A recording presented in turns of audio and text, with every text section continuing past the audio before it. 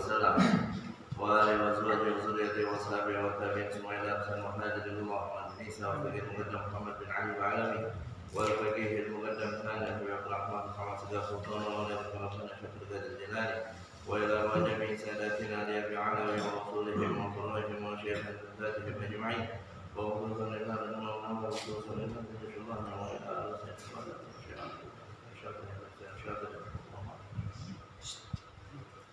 وجميع الأوصال من العلماء العاملين من مشايخ العدل والمغارب وإلى الوالدين ووالديكم وأمتنا وأمتكم وأمة المسلمين جميعا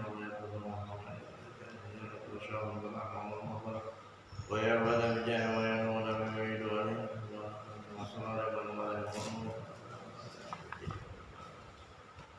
لا دنيا ولا قرنيا نصر وعلى من وسلم ونصر إلى حضرة النبي محمد صلى الله عليه وسلم فاتحة بسم الله الرحمن الرحيم الحمد لله رب العالمين الرحمن الرحيم مالك يوم الدين إياك نعبد وإياك نستعين اهدنا الصراط المستقيم صراط الذين أنعمت عليهم غير المغضوب عليهم ولا الضالين.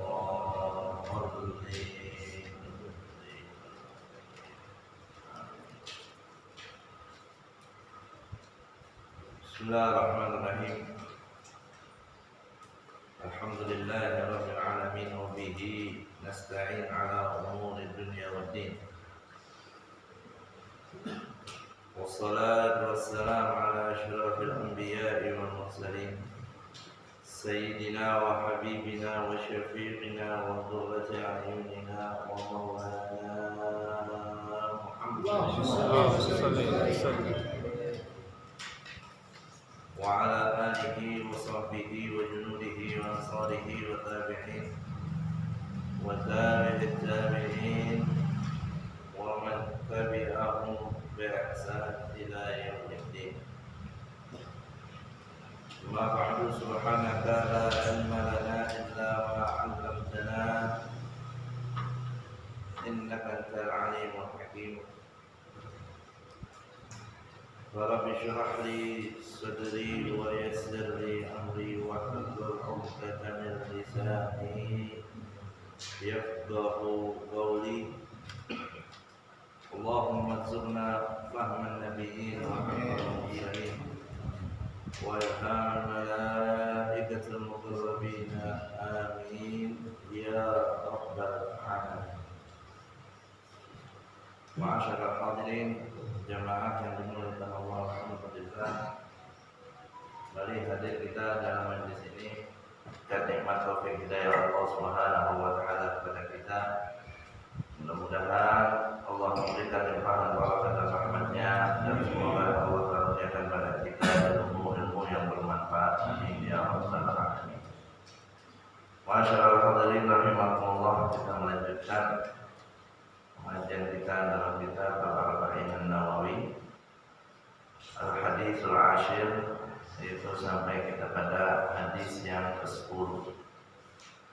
An Abi Hurairah radhiyallahu anhu qala Rasulullah sallallahu alaihi wasallam innallaha thayyibun la yaqbalu illa thayyiban wa innallaha amara mu'minina bima amara bihil mursalin wa qala ya ayyuhar rusulu kulu minat thayyibati wa'malu shalihan wa qala ya ayyuhalladzina amanu kulu min thayyibati ma razaqnakum.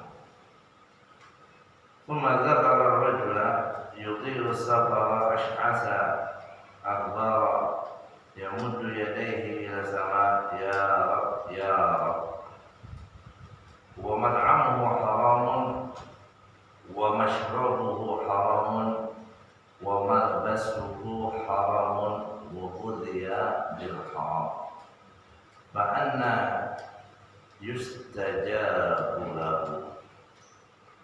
Rawahu Muslim. Hadis yang ke-10 dari kitab Hadis Al-Arba'in An-Nawawi.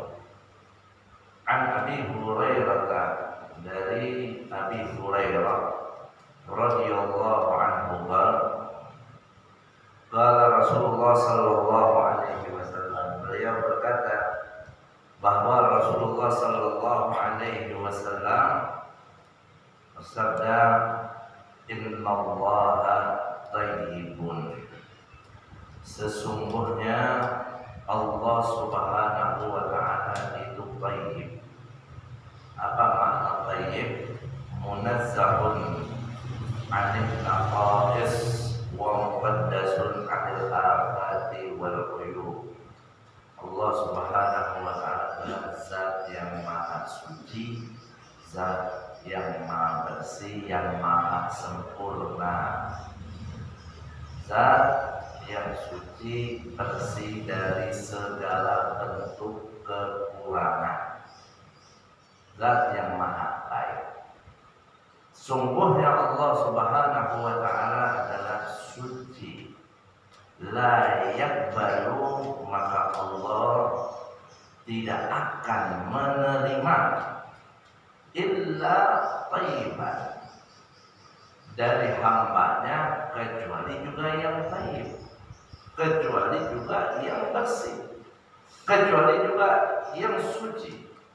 Mau dari ucapan hambanya, ataupun amal perbuatan hambanya, ataupun harta-harta hambanya yang ditermakan, tidak akan sampai ke sisi Allah, tidak akan diterima oleh Allah kalau semua itu datang dari hambanya, kecuali kalau semuanya itu bersih, bukan dari hal yang haram, bercampur dengan yang haram, bahkan dari hal-hal yang subhan.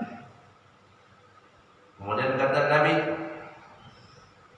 "Innallaha amara al-mu'minina," dan sesungguhnya Allah memerintahkan orang-orang yang beriman, bima amara bihil mursalin, dengan apa-apa yang juga Allah perintahkan kepada para rasulnya.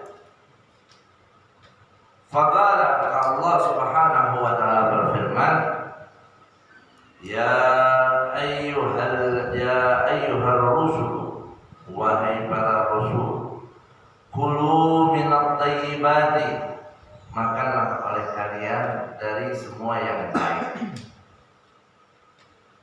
wa'malu shalihan, dan beramalah kalian dengan amal yang saleh.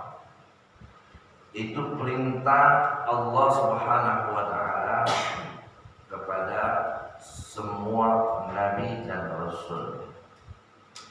Allah perintahkan nabi-nabi dan rasulnya untuk selalu memakan yang baik dan juga beramal saleh.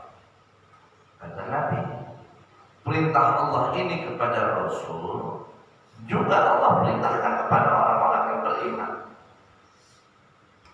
Dalam firman-Nya, Allah Subhanahu wa taala berfirman, ya ayyuhalladzina amanu kulu min thayyibati ma razaqnakum. Wahai orang-orang yang beriman, makanlah oleh kalian dari hal-hal yang baik, dari apa yang telah kami rezekikan kepada kalian. Jadi Allah perintahkan suatu pada Rasul, juga Allah perintahkan kita kepada orang beriman. Jadi kita nggak bisa berdalih kalau kita kan manusia biasa, jadi wajar aja kalau kita kecampur yang haram. Kita kan manusia biasa, jadi wajar aja kalau kita belum beramal soleh. Nggak ada kata wajar. Meskipun kita bukan Nabi dan Rasul, kita pun mendapat perintah dari Allah dengan perintah yang sama. Banyak dari ayat-ayat firman-firman Allah memerintahkan kita untuk beramal saleh. Dan Allah Subhanahu wa taala juga dalam firman-Nya tadi memerintahkan kita untuk memakan yang baik, sebagaimana Allah perintahkan itu kepada para nabi dan rasul. Kalimat thayyib ini baik, bersih, suci, bukan menurut pandangan kita, bukan menurut penilaian kita. Banyak hal yang menurut pandangan kita itu baik, itu enak, tapi dalam syariat itu halal. Banyak hal juga yang menurut kita itu nggak enak, itu nggak baik, tapi dalam syariat itu halal. Jadi kata thayyib, baik, enak, itu bukan menurut kita, tapi menurut syariat, menurut hukum Allah Subhanahu wa Ta'ala. Dan di syarah di sini dikatakan, nukila an Ibnu Abbas radhiyallahu taala anhu, dinukil diambil daripada Sayyidina Abdullah bin Abbas. Ucapan ini radhiyallahu anhu, Sayyidina Abdullah bin Abbas mengatakan, man iktasaba mal haraman wa tasaddaqa bihi lam yuqbal minhu. Jadi kan Nabi sallallahu alaihi wasallam mengatakan di awal hadis, innallaha thayyibun la yaqbalu illa thayyiban. Allah itu thayyib, bersih, suci, tidak diterima sama Allah kecuali yang baik, bersih, yang suci. Kata Sayyidina Abdullah bin Abbas, siapa orang yang mencari hartanya dengan cara yang haram, kemudian dia dermakan, dia sodakohkan, ya, dia infakkan itu harta, lam yuqbal minhu, maka itu sodakoh amalnya tidak akan diterima oleh Allah Subhanahu wa Ta'ala. Bahkan Abi Hurairah radhiyallahu taala anhu, diriwayatkan dari beliau marfu'an, man kasaba malan haraman, siapa yang mencari harta yang haram, mengambil harta yang haram, fatasaddaqa bihi, kemudian dia sedekahkan harta yang haram itu, lam yakun lahu fihi ajrun, maka tidak ada nilai pahala dalam sedekahnya, wa kana ismuhu alaih, dan dosanya tetap tertimpakan pada dirinya. Nah, ini perlu kita ingat. Sekarang kita di zaman yang memang betul-betul penuh fitnah, penuh dosa, penuh kehinaan, penuh pelanggaran terhadap syariat Islam.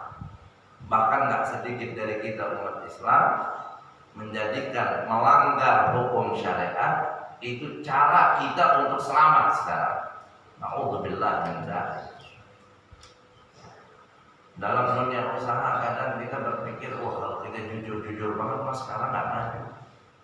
Oh kalau kita nggak minjem dengan cara yang riba sekarang, dengan aneka ragam cara peminjaman, gimana kita mau usaha, gimana kita mau punya modal? Seakan-akan apa? Allah Subhanahu wa Ta'ala udah tutup jalan halal buat kita. Seakan-akan Allah udah mustahilkan buat kita untuk kita taat kepada syariat, dan itu pemikiran yang sangat sesat, pemikiran yang sangat salah. Kalau cara hidup kita begitu, terus kita melanggar syariat, kita mencari nafkah dengan cara yang haram, mencari harta dengan cara yang haram, meskipun kita gunakan untuk yang halal, untuk yang baik, tidak akan ada nilainya di sisi Allah Subhanahu wa Ta'ala. Mau diinfakkan ke masjid, harta dari riba, harta boleh nyolong, boleh nipu, boleh bohong sama orang, kita dapat dengan cara-cara yang haram, hasil dari korupsi, hasil dari judi, hasil dari jual narkoba, atau hasil dari hal-hal yang haram lain.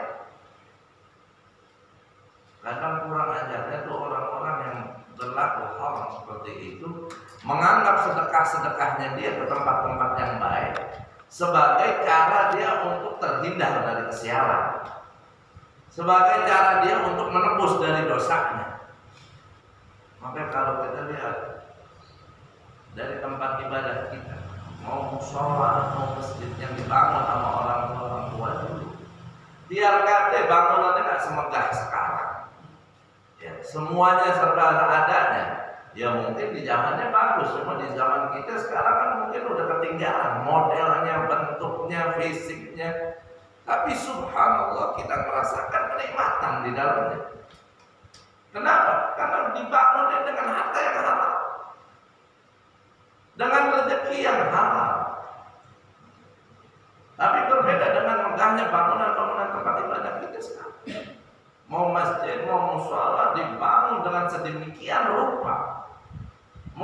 kalau kita semua berani jujur, kita bakal menyatakan beda sama dulu dibanding sekarang. Padahal udah bagus, padahal udah enak, tapi kenyamanannya rohanianya beda. Kenapa? Ya kan kita sadari sekarang. Udah begitu kotornya harta yang kita miliki. Udah begitu bercampurnya harta yang kita punya dengan hal-hal yang syubhat, bahkan hal yang haram. Apalagi yang maaf, ya kita bangun tempat-tempat ibadah dengan kita minta di jalan-jalan raya. Ya. Memang kita nggak tahu. Selagi kita nggak tahu itu harta haram, itu halal, kita pergunakan. Tapi min babil wara, dari bab kehati-hatian. Ya. Jangan sampai ya, kita sembarangan ya menerima sumbangsi dari manapun, apalagi untuk kepentingan ibadah kita.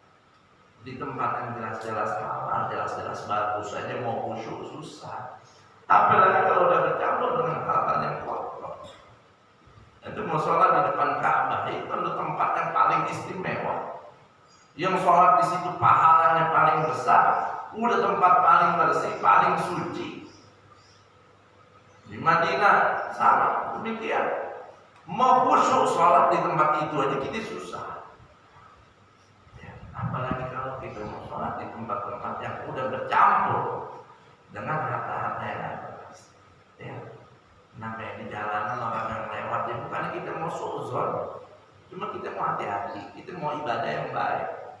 Yang ngasih kan siapa aja.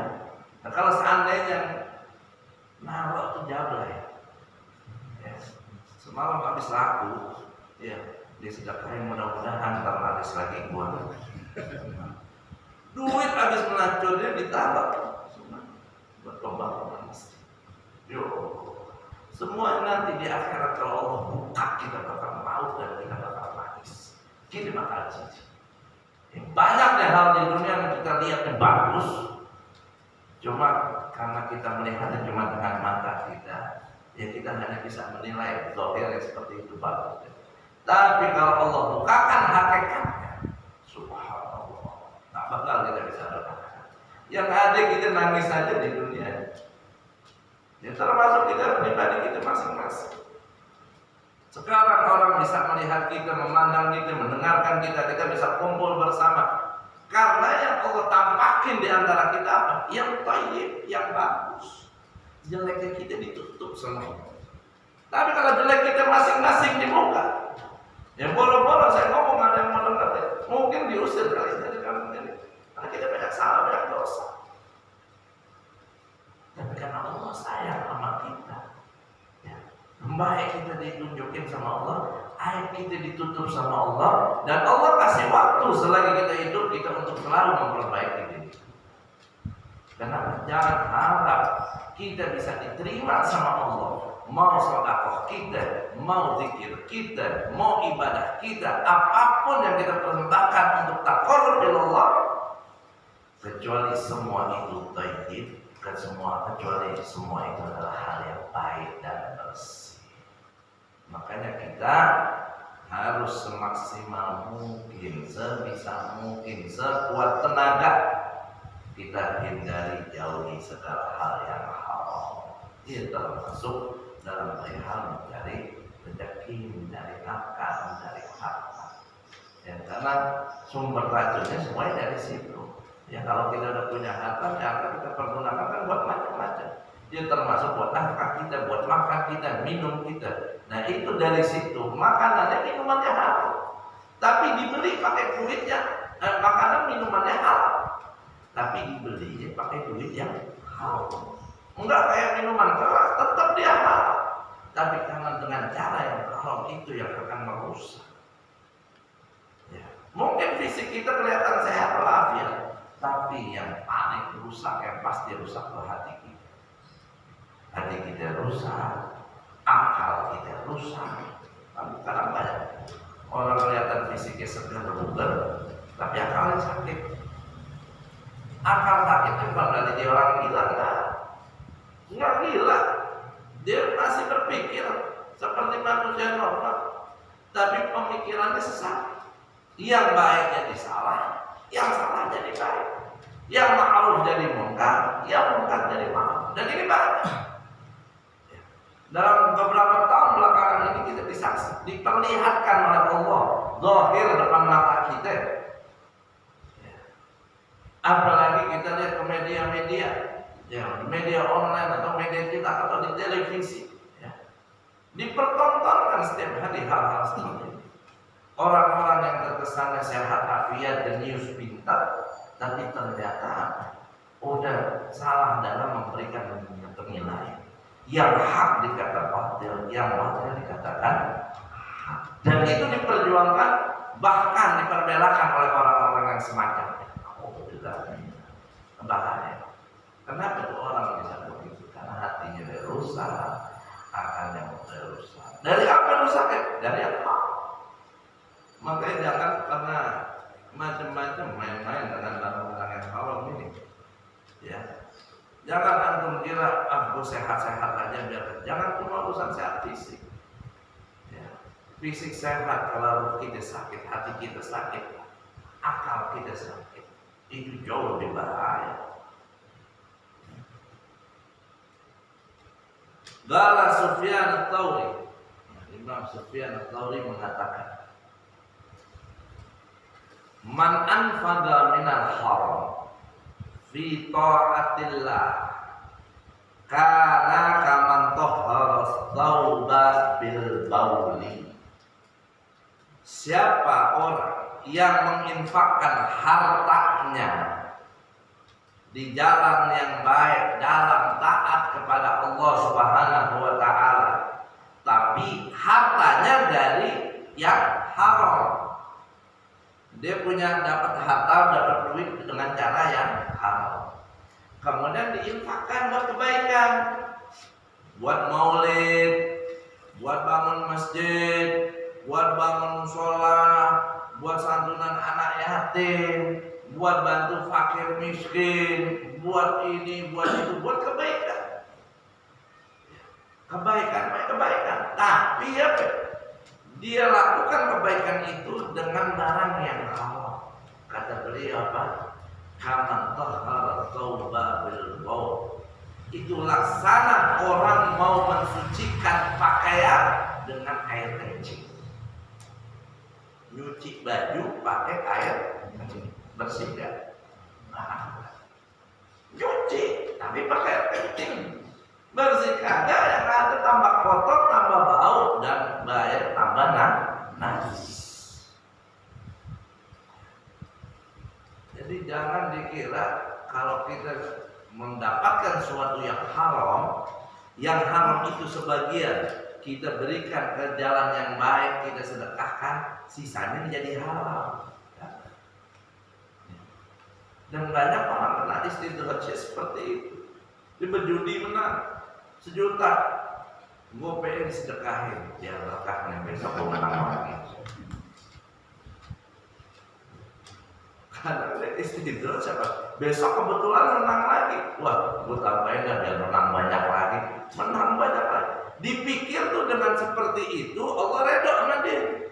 Padahal itu istidraj, Allah takdirkan begitu biar dia tambah celaka, biar dia tambah hina, biar dia tambah jauh dari Allah, dan pada akhir mati dalam keadaan su'ul khatimah. Na'udzubillah min. Jadi kita kalau mau tahu suatu yang thayyibnya apa? Suatu yang thayyib, yang bagus, yang bersih, yang suci adalah suatu yang halal dalam syariat. Yang tidak thayyib berarti yang kotor, yang tak baik, yang tak suci. Apa? Suatu yang haram di dalam syariat. Apa yang halal itu thayyib, walaupun fisiknya kelihatan tidak thayyib. Dalam Islam, ya, yang namanya daging babi itu halal atau haram? Walaupun penilaian orang katanya daging babi itu enak, lezat, daging paling ajib, katanya gue mah gak pernah cobain, ya, katanya. Tapi kita sebagai orang beriman, sebagai orang Islam, dalam syariat kita diatur itu daging yang diharamkan Allah, makanya kita gak makan. Itu kan enak, thayyib. Ya, thayyib di sini bukan enak menurut kita, baik menurut kita, tapi menurut syariat itu haram, berarti tidak baik.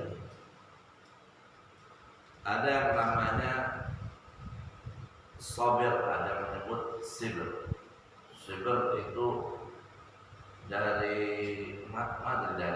getah atau dari apa itu biasanya dijadikan obat yang pahit banget itu. Jadam kalau jadam yang pahit banget itu kadang buat nyapi bayi itu, ya kan, bayi kalau mau ditapi, kalau ada jadam pakai jadam, ya diolesin jadam pas dia mau nyusu kan pahit itu kadang mau lagi. Mau sekarang jadam susah pakai odol. Ya sudah, jadam itu kan pahit, enggak enak. Wah, pahitnya gak ketulungan. Ya, kan sampai ada itu apa syair as-sabru kasibri murrun fi madaki lakin awaqibu ahla minan asadi. As-sabru, sabar, kasibir, seperti sibir, seperti jadam. Sabar itu seperti jadam. Apa? Murrun fi madaki, pahit rasanya. Yang namanya sabar kan pahit, kagak enak. Ya, jadam itu pahit, kagak enak. Sabar juga begitu. Lakin awaqibuhu, tapi akibatnya kalau kita habis minum jadam yang pahit, badan kita jadi sehat, jadi enak. Biasa jadi obat gatal, obat diare, macam-macam tuh jadam manfaatnya. Ya. Sabar juga begitu, yang pahit, yang gak enak, yang sulit itu awaqibuhu ahla minal asal. Tapi dampaknya, akibatnya ahla, lebih manis minal asal, lebih manis daripada madu. Sabar itu pahit, tapi dampaknya lebih manis daripada madu. Wah, langsung jadi status.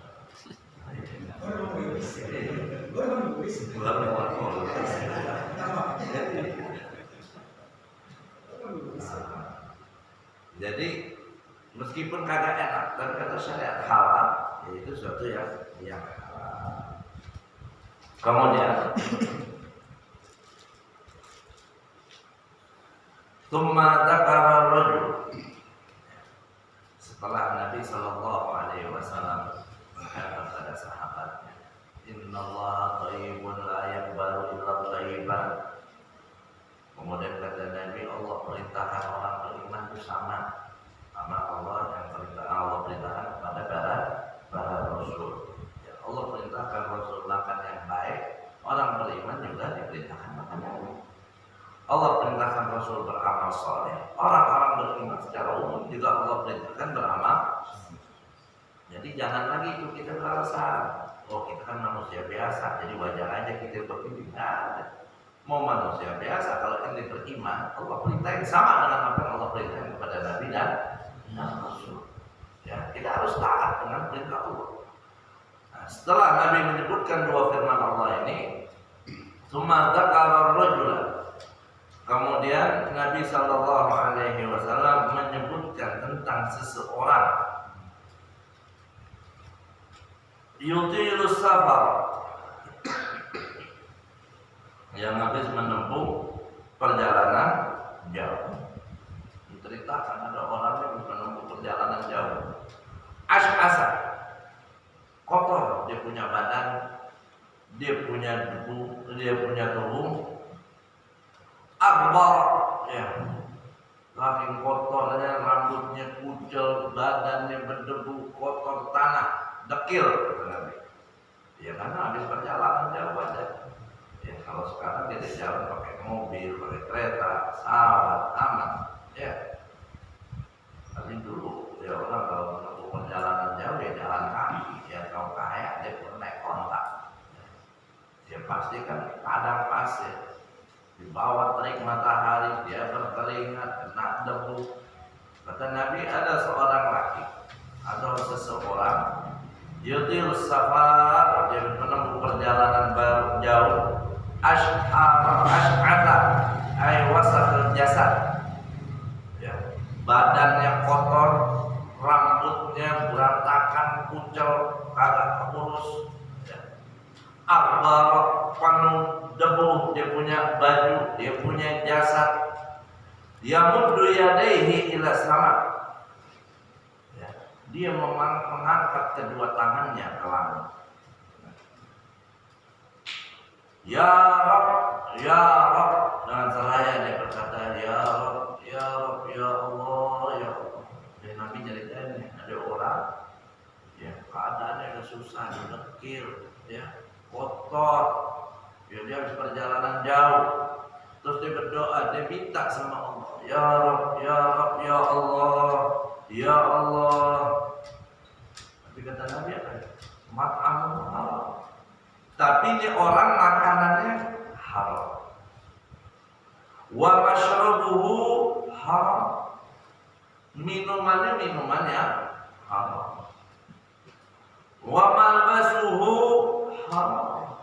Dan yang dipakainya, mau pakaiannya atau dia punya kendaraannya, pokoknya semua yang dia gunakan dari yang haram. Wa ghudhiya bil haram. Dan dia tumbuh itu hidup dengan barang yang halal. Kata Nabi apa? Anna yustajabu. Gimana doanya dikabulin Allah untuk dia? Jadi kata Nabi ada orang yang udah kelihatannya susah, ya, udah lemah. Dia doa, dia minta sama Allah, ya Allah, ya Allah, ya Allah. Tapi apa? Dia hidupnya makannya haram, minumnya haram, ya pakaiannya dari yang haram. Semuanya yang dia punya dia dapat itu dengan yang haram. Kata Nabi, mana yustajabu. Gimana orang begitu mau dikabulin doanya sama Allah? Jangan kita salahkan Allah Subhanahu wa Ta'ala. Ingkar dengan janjinya. Kan Allah janjikan, ud'uni astajib lakum. Minta pada aku akan kabulkan kepada kalian. Dan kadang kita kan berdoa, ya Allah, ya Allah. Kita udah kepepet, kita udah susah, kita udah nangis, udah gerung-gerung, semua bahasa sampai udah gak bisa ngomong dan bukan minta sama Allah, ya Allah, pokoknya kabulin dah. Masih kagak dikabulin juga. Jangan kita bilang Allah ingkar dengan janjinya. Ini kata Nabi, ada orang doa, dia keadaannya udah lemah, udah susah, dia harus perjalanan jauh, dia gak punya apa-apa, tapi dia hidup dengan cara yang haram. Dia makan yang haram, dia minum yang haram, pakaiannya haram. Dia berdoa meskipun keadaannya susah seperti itu. Fakaifa anna yustajabu lahu. Gimana dia mau dikabulin doanya sama Allah? Makanya kita kalau berdoa, kita merasa doa kita nggak dikabulin, jangan kita buruk sangka sama Allah. Tapi lihat diri kita, kenapa doa gua nggak dikabulin? Innallaha la yukhliful mi'ad. Ingat, sungguhnya Allah Subhanahu wa Ta'ala itu tidak pernah ingkar dengan janji. Kalau Allah udah kasih janji doa dikabulin, pasti nggak mungkin ada doa yang nggak dikabulin. Masalahnya doa kita bukan dikabulin atau nggak dikabulin. Dikabulinnya pasti. Masalahnya nyampe nggak tuh doa. Kalau kita hidup kita nggak benar, penuh dengan dosa, penuh dengan maksiat, doa kita sampai pelakon doang paling juga nyampe. Bukan nggak dikabulin, belum nyampe. Ya. Kalau kita ngajukan sesuatu, ya, kita dulu dicontoh di antara manusia, ngajuin proposal, dari proposal ke anak, sampai ke anak, ya. Bisa anak kabulin, bisa juga anak orang. Tapi kalau seandainya proposal itu dikirim ke anak tapi nggak sampai, salah alamat, nyasar ke alamat lain, bisa nggak antum bilang, wah gua nggak dikabulin sama proposal itu? Nggak bisa, kalau nyampe kagak. Nyampe dulu baru kabul atau tidak. Nah kita doa bukan yang nggak dikabulin, mungkin belum nyampe, nggak nyampe ke sono doa kita. Kalau Allah udah bilang uni astajib, aku pasti dikabulin sama Allah. Salah satu kunci utama doa kita biar mustajabnya apa ya? Makan makanan yang halal.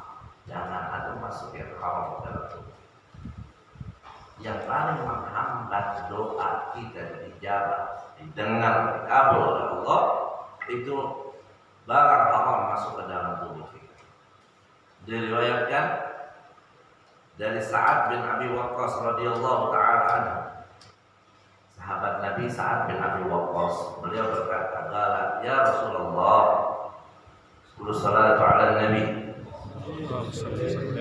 Sa'ad bin Abi Waqqas berkata, "Wahai Rasulullah, ud'ullah ayyaj'alani mustajab da'wah." Doalah kepada Allah, mintakan kepada Allah agar Allah menjadikanku orang yang doanya mustajab. Sa'ad bin Abi Waqqas minta sama Nabi biar didoain, kalau dia doa dikabulin sama Allah. Apa kata Nabi? Faqala lahu Nabi sallallahu alaihi wasallam. Nabi berkata kepada dia, "Atib mat'amaka takun mustajabat da'wah." Perbaiki ya makananmu, ya. Dia makanan selalu yang halal. Kau akan menjadi orang yang doanya mustajab. Walladzi nafsu Muhammad biyadihi, dan demi Allah, innal 'abda, sesungguhnya seorang hamba, la yughdafu luqmatal harama fi jawfi, tatkala dia memakan satu suap, dia memasukkan satu suap yang haram ke dalam tubuhnya, ma yutaqabbal minhu arba'ina yawma, Allah tidak akan terima amalnya selama 40 hari. Yang ngomong bukan saya, Nabi. Ketika Sa'ad bin Abi Waqqas, Sayyidina Sa'ad bin Abi Waqqas minta doa biar doanya mustajab, Nabi pesannya makan yang halal. Dan demi Allah, seorang hamba jika satu suap aja yang haram masuk ke tubuhnya, 40 hari dia punya amal tidak akan diterima oleh Allah Subhanahu wa taala. Ini enggak main-main, hati-hati. Jadi yang menghambat doa kita bukan Allah, tapi apa? Diri kita sendiri. Kita mau susahnya kayak gimana, daruratnya gimana, Allah tetap dalam rahman dan rahimnya, penuh kasih sayang dan cinta, penuh kasih kepada kita. Tapi karena jauhnya kita dari Allah Subhanahu wa taala, dengan kita nggak taat, dengan maksiat, dengan tidak makan yang haram, itulah yang akan menjadi hijab menghambat hubungan kita antara kita dengan sang pencipta kita Allah Subhanahu wa taala. Dihikayatkan dalam satu cerita, Sayyidina Ibrahim bin Adham, ya, seorang tokoh ulama sufi yang terkenal. Beliau pernah melewati satu pasar di Basrah. Yang Basrah ini kalau nggak salah Irak, daerah Irak di zamannya. Karena beliau dikenal sebagai ulama, seorang sufi, ketika beliau lagi melintasi satu pasar atau satu jalan di perkampungan begitu, orang pada kumpul biasa. Ya kayak kita dah, kalau ada kiai ulama datang, ya kan kita sambut, kita cium tangan, kita minta doa, kita minta nasihat, minta nasihatnya. Ya kan, ini Ibrahim bin Adham sambut orang pada kumpul. Terus orang-orang pada berkata kepada beliau, ya Aba Ishaq, wahai Abu Ishaq, jadi punya anak namanya Ishaq, namanya Ibrahim bin Adham. Mana nad'u fala yustajab lana? Kenapa kita nih kalau berdoa, doa kita kagak dikabul? Kemudian kata beliau, li'anna qulubakum mata. Kenapa doanya nggak dikabulin? Kata beliau, karena hati kalian telah mati bi asyrati asya, dengan 10 sebab. Jadi kalau kita mau doa, ya kan kita harus jiwa raga kita ini harus bersih. Bukan cuma baju doang yang bersih, badan yang bersih, Allah melihat itu semua. Tapi yang paling penting adalah hati kita bersih, suci, hati kita itu. Nah, kita banyak berdoa, kadang apa yang kita baca aja kita kadang ingat. Rabbana atina fid dunya hasanah wa fil akhirati hasanah wa qina adzabannar. Itu kalau antum renungi maknanya, itu doa sudah mencakup semua permintaan itu. Cuma kadang kita menganggap doa itu biasa aja. Kita cuma mengucap dengan lisan aja, nggak kita renungin, nggak kita tadaburin, kita nggak minta dengan hati kita. Makanya kata Sayyidina Ibrahim bin Adham, kenapa doa nggak dikabulin? Katanya karena hati kalian pada mati dengan 10 sebab. Apa aja itu 10 sebab? Dan ini mungkin 10 sebab ini rata-rata semuanya mungkin ada pada kita. Dan ini yang jadi juga penyebab kita nggak tikus saja. Hati jalan, hati dengar, 5 semua. Apa awal? Kata beliau, Araftumullah, kalian kenal, kalian tahu pada Allah. Kalian kenal Allah, kalian tahu Allah, kalian beriman dengan Allah. Tapi apa? Falam tu'addu haqqahu, tapi kalian tidak menjalankan haknya Allah. Kita kenal Allah, kita tahu Allah. Tapi hak-hak Allah berapa banyak yang kita tinggal? Berapa banyak Allah perintahkan kita dan kita tidak menjalankan itu perintah? Berapa banyak Allah melarang kita, justru kita melanggar larangan-larangan Allah tersebut. Itu satu. Doa kita nggak mustajab karena kita ninggalin haknya. Yang kedua, kata Ibrahim bin Adham, za'amtum, kalian mengaku annakum tuhibbuna Rasulullah, bahwa kalian dicinta kepada Rasulullah.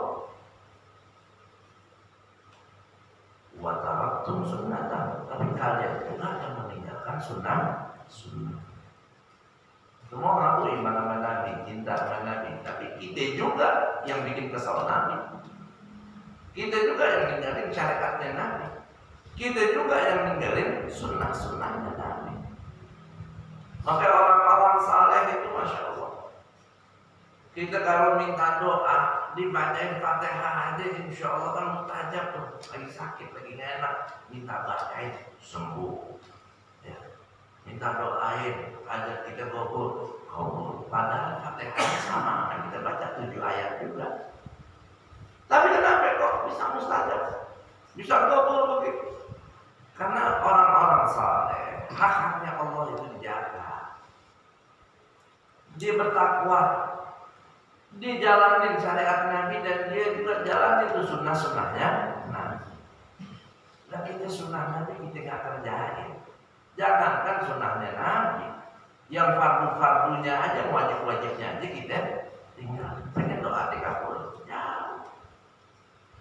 Itu penyebab kedua yang bikin hati kita mati. Ngaku cinta Nabi tapi ninggalin sunnahnya Nabi. Yang ketiga, qara'tumul Quran, kalian baca Al-Quran, falam ta'malu bihi, tapi kalian tidak mengamalkan Al-Quran. Ini kan masih ada bagusnya, baca Al-Quran tapi kagak diamalin. Itu penyebab hati mati. Gimana kagak baca gak amalin? Ini baca tapi gak diamalin, kata Ibrahim bin Adham, itu bikin hati mati. Gimana kita baca kagak, amalin kagak? Jangan-jangan udah gak ada hatinya gitu. Coba langsung. 4. Akaltum ni'amallah. Penyebabnya apa? Kalian makan nikmat-nikmat Allah itu. Walam tu'addu syukur, tapi kalian tidak bersyukur atas nikmat-nikmat Allah. Berapa banyak nikmat yang kita makan, berapa banyak nikmat yang kita nikmati. Mengucap alhamdulillah aja kadang. Makan kalau lagi rame-rame, bismillah, alhamdulillah. Tapi coba lagi makan sendiri, nggak harus aja. Ada masih kanan kiri, ya makan tangan kiri menjalan, minum, ya minum tangan kiri, ada yang melihat. Semuanya karena dilihat orang, nggak mikir kalau dilihat Allah di mana-mana. Makanya kalau kita selalu pikirnya dilihat sama Allah, mau ada orang atau ada orang yang sama aja. Kadang boro-boro dia bersyukur dengan makna hakikatnya, mengucap alhamdulillah, syukrulillah aja kagak kita. Salah satu penyebab yang bikin hati kita mati, doa kita nggak dikabulin. Kita nikmati nikmat Allah, tapi kita nggak bersyukur kepada Allah. Yang kelima, Waqtum inna syaitan aduun lakum. Kalian mengatakan kalau setan itu adalah musuh kalian. Walam tukhalifuhu. Tapi kenapa kalian tidak menentang setan? Siapa yang bilang setan maka perempuan? Ada orang yang beriman dia bilang setan adalah musuhnya. Apalagi kita orang beriman. Kita tahu setan iblis adalah musuh kita. Tapi kenapa kita nggak tentang, nggak lawan tuh iblis setan? Justru banyak kita turun. Yang bikin kita jerumus ke setan, dosakan setan. Kita nurutin hawa nafsu kita kena godaan setan. Ngakunya musuh tapi diikuti. Ngakunya guru tapi justru malah ditinggal. Banyak kita nurutin setan. Itu yang kelima. Yang keenam, Utum, kalian mengatakan pada Ibrahim bin Abbas, Innal jannah hak. Kalau sorga itu betul, sorga itu hak, sorga itu ada. Walam ta'malulah. Tapi kalian sendiri nggak mau beramal mempersiapkan diri kalian untuk masuk surga. Nah, kita semua pengen masuk surga, tapi kenapa kita nggak beramal untuk masuk surga? Kita ibadah malas-malasan, kita taat ogah-ogahan, kebaikan banyak kita abaikan. Kalau kita boleh jujur dalam 24 jam, banyak kan waktu yang terbuang dibanding yang kita pakai buat ibadah. Ketujuh kata beliau apa? Qultum innan nar hak. Kalian juga mengatakan kalau neraka itu hak, neraka itu ada.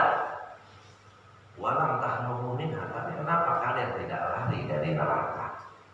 Neraka itu ada, azabnya pedih, dahsyat, serem, ngeri. Tapi kenapa kalian tidak lari dari neraka? Justru kita samperin ke neraka. Faktanya semua bertentangan. Surga enak, neraka kagak enak. Surga justru kita jauhin, neraka malah kita deketin. Kan ada berarti gitu. Harusnya apa? Surga yang kita deketin, neraka kita jauhin.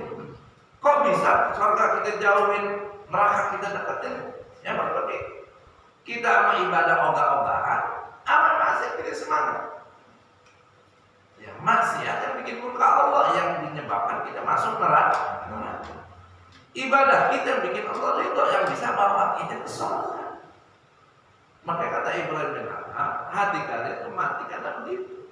Percaya adanya surga, tapi nggak beramal buat masuk surga. Ya walaupun semuanya dengan rahmat Allah, tapi dari mana kita menggapai rahmat Allah? Dari amal yang baik. Yakin dengan ada neraka, tapi kita nggak pernah takut dengan neraka. Kita nggak lari dari neraka. Justru kita menantang dengan maksiat. Yang kedelapan, Qultum innal mauta haq.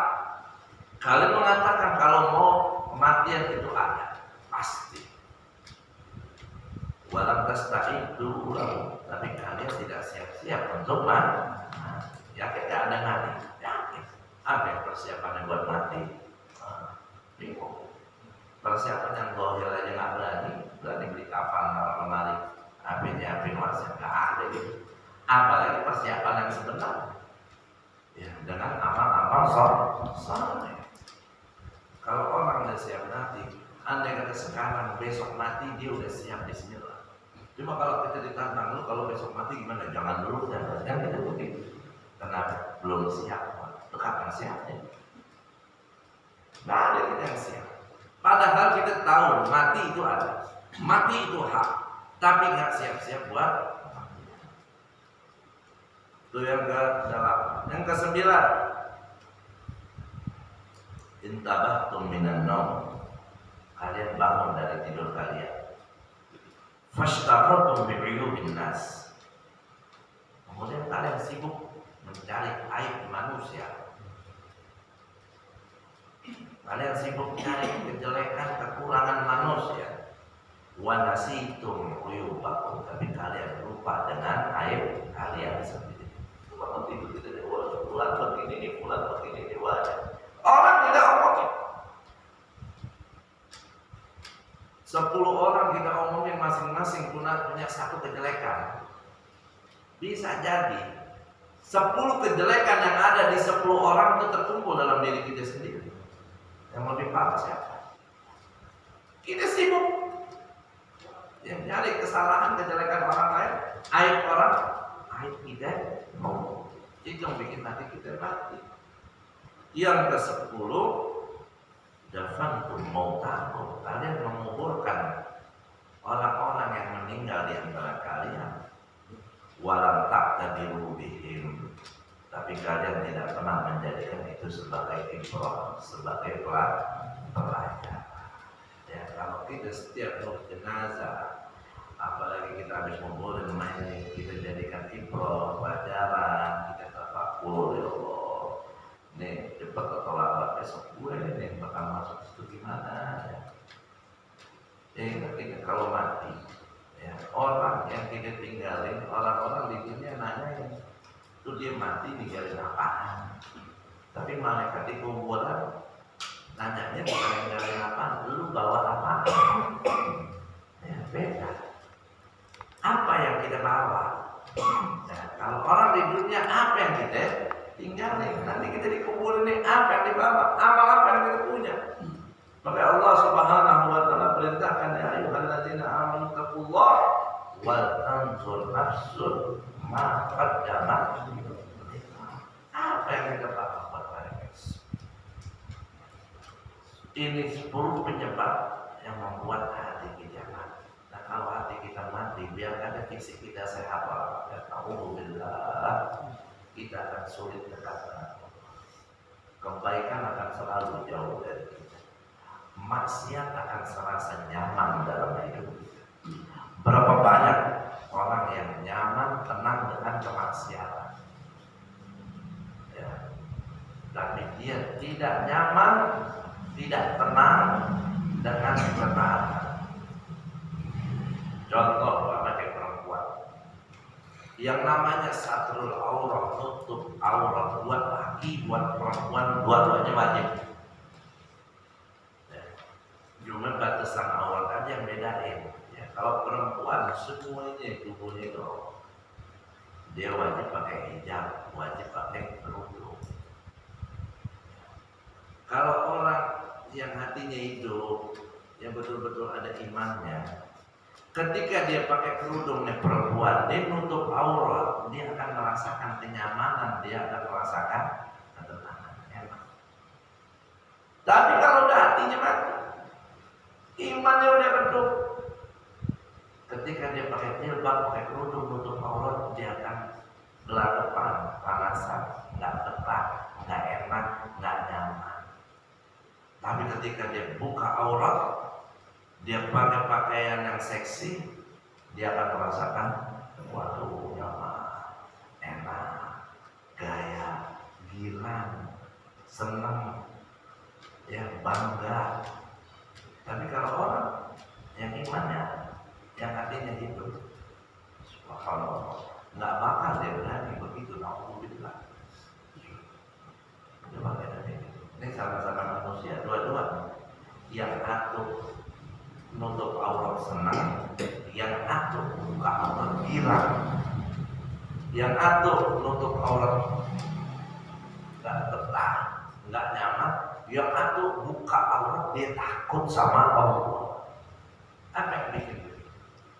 Artinya ada imannya. Kadang emak anak-anak, nggak usah orang lain, ya emaknya rapi pengajian, anaknya nggak ada. Ya, emaknya dari atas ke bawah ketutup rapi pengajian di sana sini, anaknya udah balik, udah SMP, udah SMA, udah kuliah, lah kerudung, wala pakai pakaian panjang, semua yang seksi, ketat, buka aurat. Dinasihatin kadang justru malah dia muslimah, mukminah. Tapi kenapa bisa seperti ini? Makanya kita jangan sampai tidak bersyukur kepada Allah atas nikmat yang Allah berikan. Apalagi yang namanya nikmat iman dan Islam.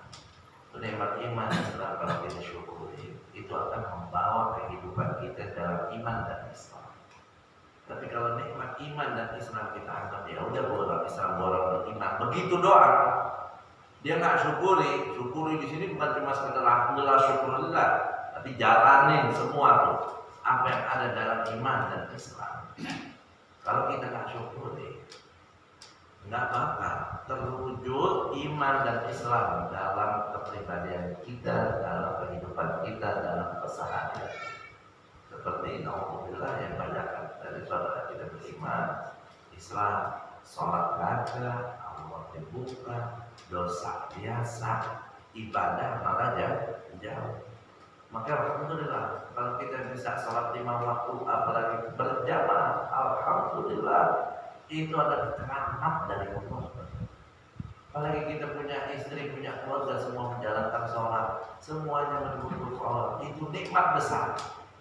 Jauh lebih nikmat daripada orang yang memiliki harta miliaran tapi gak bisa sholat, rumah tangganya berantakan, maksiat terjadi di dalam rumahnya, berbuat maksiat di luar rumahnya, gak nutup aurat dan lain sebagainya. Jangan antum pikir kalau kita udah sholat ibadah tapi ekonomi kita ada di kelas bawah, kita itu nggak nikmat dibanding orang-orang kaya lah. Ya. Dunia ini sementara. Antum mau sekaya apapun, sehebat apapun, setinggi apapun, atau ada jabatan pangkat, ada ada waktu akhir. Ya 60, 70 tahun. Andai kata umur 100 tahun nih, nyampe umur 100 tahun, punya duit 2 triliun. Umur 100 tahun mau ngapain? Mau kawin lagi? Mau kawin lagi bisa apa umur 100 tahun? Mau jalan-jalan? Mau jalan-jalan kemana? Keluar rumah udah ngapa-ngapain? Mau ngapain? Dunia. Mau kayanya kayak apapun, mau sepanjang apapun umur kita ujung-ujung mati. Tapi kalau akhirat adalah tempat yang kekal abadi. Jadi logikanya ini di dunia gue hidup miskin aja kagak nyaman, padahal benar. Gimana nanti kalau hidup miskinnya di akhirat yang selama-lamanya? Itu aja pikir. Jangan sampai di dunia miskin kita di akhirat miskin. Wah repot kita. Ya. Kalau seandainya disuruh pilih salah satu, maka kita pilih yang terbaik adalah akhirat kita. Tapi kan kita diminta dunia hasanah, akhirat hasanah. Nah hasanah ini bukan masalah kaya dan miskin, baik dalam segalanya. Mau dikit banyak kalau halal itu bagus, dikit atau banyak kalau haram itu jelek. Ya. Mau dalam harta, dalam amal, perbuatan, ucapan atau apa. Mudah-mudahan Allah Subhanahu wa Ta'ala selalu berikan kita thayyibah, hal yang baik, yang bersih, yang suci, yang halal dalam segala apapun, dalam rezeki kita, dalam nikmat kita, dalam ucapan kita, dalam perbuatan kita. Mudah-mudahan semua Allah jadikan thayyib, Allah jadikan baik, Allah jadikan halal, sehingga semua itu dicatat kebaikan di sisi Allah Subhanahu wa Ta'ala. Dan mudah-mudahan Allah jauhkan kita dari segala yang haram, segala yang dibenci oleh Allah, dari rezeki yang haram, dari harta yang haram, dari pekerjaan yang haram, dari perbuatan yang haram. Kita, keluarga kita, semua orang yang kita cintai, mudah-mudahan dijauhkan itu semua oleh Allah Subhanahu wa Ta'ala, dan Allah dekatkan kepada kita semua segala yang baik, segala yang dicintai dan diridhoi oleh Allah Subhanahu wa Ta'ala. Amin ya rabbal alamin. Hadirin rahimakumullah, akhir saya ingin mengundang untuk peringatan Maulid Nabi sallallahu alaihi wasallam, dan juga insyaallah awal daripada walid Habib Syekh Putri dan guru saya Habib Hasan Habib Salim Syadiri Rahimahullah Syahab tanggal 29 Januari Sabtu besok di Pondok Pesantren Darul Fuqara 29 Januari jam 7.30 pagi sampai dengan selesai. Yang mungkin selesai zuhur atau sebelum zuhur. Yang jelas kita mulai awal waktu tanggal 29 Januari hari Sabtu jam 7.30 pagi. Ya, Sabtu yang akan datang di Pondok Pesantren Darul Fuqara Cibinong. Mudah-mudahan antum semua bisa hadir.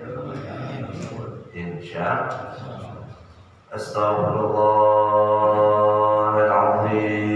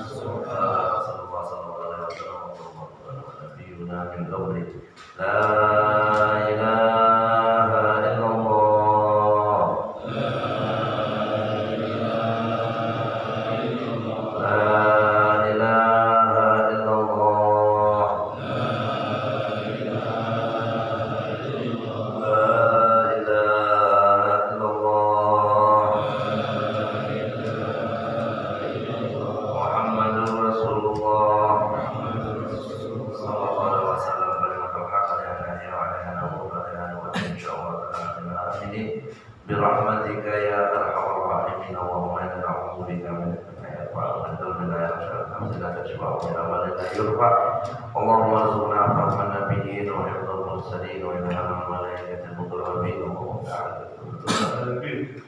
وباركنا في الدين وجعلنا من علماء العاملين ونجنا مخلصين برحمتك يا ارحم الراحمين ربنا اتنا في الدنيا حسنة وفي الآخرة حسنة وقنا عذاب النار صلى الله على سيدنا محمد وعلى آله وصحبه وسلم والحمد لله رب العالمين. Assalamualaikum warahmatullahi wabarakatuh.